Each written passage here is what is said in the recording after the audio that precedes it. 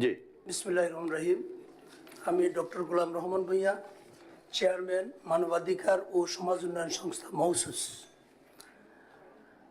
আমি অ্যাড্রেসিং না করেই সংক্ষেপে বলছি। আসলে এই যে নির্বাচন পর্যবেক্ষণের আজকের প্রোগ্রামে আমাদেরকে দাওয়াত দিয়েছেন, এর জন্য ধন্যবাদ জানিয়ে আমার কথা শুরু করছি। প্রধান নির্বাচন কমিশন অত্যন্ত চমৎকার একটা কথা বলেছেন যে আমাদের চোখ দিয়ে দেখতে চান। চমৎকার কথা। এখন আমাদের চোখ দিয়ে দেখতে হলে এই যে নির্বাচন পর্যবেক্ষণ, এটা শুধু এই পৃথিবীতে এখন কিন্তু ইভেন্ট ভিত্তিক কার্যক্রম না, এটা একটা আন্তর্জাতিক গণতান্ত্রিক মানদণ্ড। এখন পর্যবেক্ষণের মূল কাজ হচ্ছে তিনটা।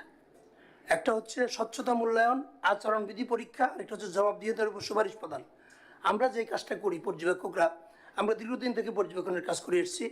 আমরা যে জিনিসটা দেখি সেটা হলো আমার প্র্যাকটিক্যাল অভিজ্ঞতা থেকে, যে বিদ্বেষমূলক বক্তব্য, সহিংসতা, প্রশাসনিক চাপ, কারচুপি, ভোট কেন্দ্র দখল, ভোটার হয়রানি, মিডিয়া পক্ষপাত, আচরণবিধি লঙ্ঘন, এই বিষয়গুলো আমরা দেখে থাকি। এখন এই যে নির্বাচন কমিশন অতীতে আমরা দেখেছি যে নির্বাচনী ব্যবস্থার প্রতি মানুষের আস্থা নাই। এই ট্রাস্ট ইন ইলেকশন সিস্টেম, এটা কিন্তু অত্যন্ত গুরুত্বপূর্ণ। আপনাদেরকে এই নির্বাচনী ব্যবস্থার প্রতি মানুষের যে আস্থা, ট্রাস্ট ইন ইলেকশন সিস্টেম, এটা অর্জন করতে হবে।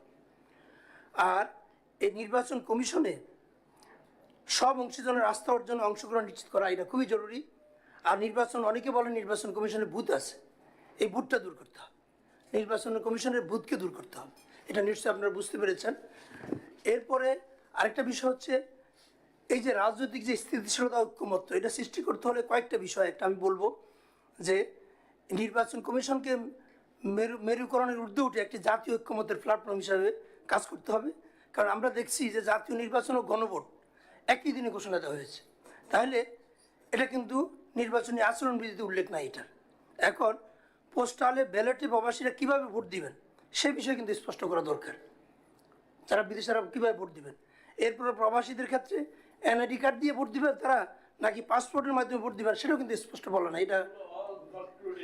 আচ্ছা, এরপরে গণভোটটা কী প্রক্রিয়া হবে এটা কিন্তু আরও স্পষ্ট করা প্রয়োজন। এটা হলো আগে যারা বলেছেন তারা বলেছেন, আমরা বলেছি, আমরা পর্যবেক্ষক হিসাবে আমাদের দায়বদ্ধতা থেকে, আমাদের ভূমিকা থেকে আমরা বলছি। এরপরে সেটা হলো যে এই যে আমরা দেখি যে অনেক মিস ইনফরমেশন আর ফেক নিউজ আসে, এই ব্যাপারে আমাদের সতর্ক থাকতে হবে এবং নির্বাচন কমিশন এই ভূমিকাটা রাখতে হবে যে মিস ইনফরমেশন অনেক সময় আসে, ফেক নিউজ আসে বিভিন্নভাবে, বিভিন্ন মিডিয়ায়, তাই এটা মানুষ কিন্তু প্রভাবিত হয়। এরপরে প্রার্থী আর দল যারা আছে তাদের মধ্যে প্রচার চালানোর জন্য রেজিস্ট্রেশনটা বাধ্যতামূলক করে, কারণ বিভিন্ন প্রার্থীরা যে নির্বাচন তাদের প্রচারণা করে, এটা কিন্তু রেজিস্ট্রেশনটা বাধ্যতামূলক করা খুবই প্রয়োজন। এরপরে আমরা দেখি যে রাজনৈতিক দলগুলোর মধ্যে একটা প্রতিযোগিতা, সেটা ফার্স্ট হবে, কে ফার্স্ট হবে, এই চিন্তাটা দূর করতে পারলে নির্বাচনটা স্বচ্ছ হবে। এরপরে আরেকটা বিষয়, সেটা হলো এই যে গণভোট হবে, গণভোট এবং জাতীয় নির্বাচন আলাদা বুথ থাকবে, এবং গণনা পদ্ধতিটা কি হবে।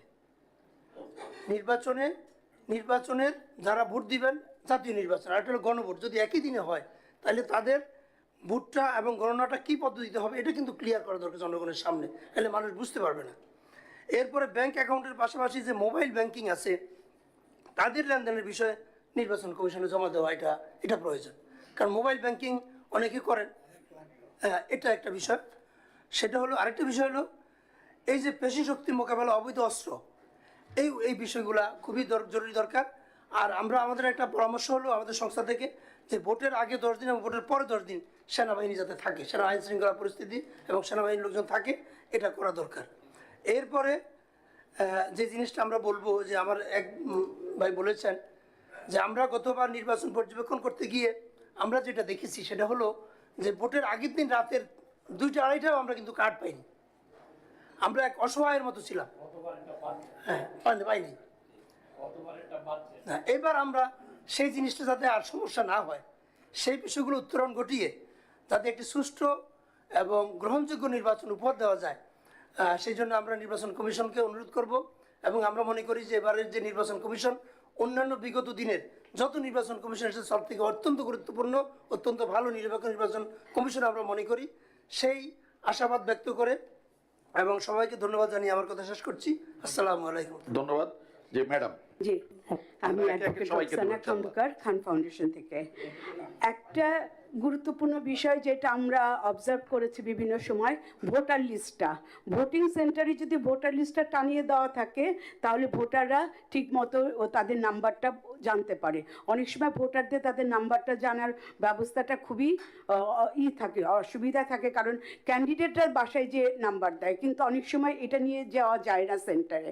তো সেজন্য ভোটার লিস্টটা যদি একটু টানানো থাকে সেটা একটু ইম্পর্টেন্ট। আর এটা হলো ডিসেবল পার্সন, যে তাদের জন্য জায়গা একটু ব্যবস্থা করা হয়, কারণ অনেক ক্ষেত্রে দেখা যায় যারা শারীরিক